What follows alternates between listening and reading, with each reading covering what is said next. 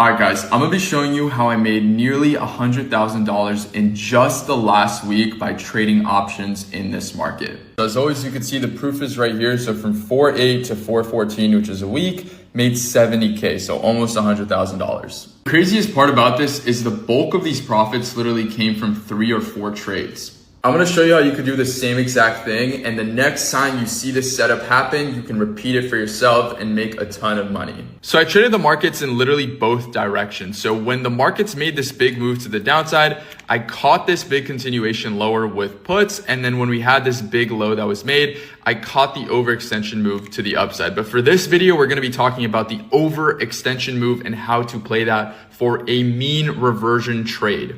If you're not familiar with a mean inversion trade, it basically looks like this: 3 days or 4 days or 5 days of consecutive downside. So you have a big gap down, big gap down, big gap down, all following one another and making a huge downside move into a big key level. So you could see the S&P and the tech index had a big key level that they were testing after multiple gap downs. This also works to the upside when something consecutively gaps up, right? So gaps up, gaps up, gaps up, and then you could trade the move to the downside for a mean reversion trade. S&P and the tech index gap down on tariffs. You had 3 consecutive gap downs into a massive key level that we held back in April 2024. The markets were down with a ton of volume, and this day right here was Monday. We opened up down 5% into this key level right there. The next thing you want to keep track of is the ADR. So you can see the ADR is right here. It's going to be the percentage the stock moves every single day.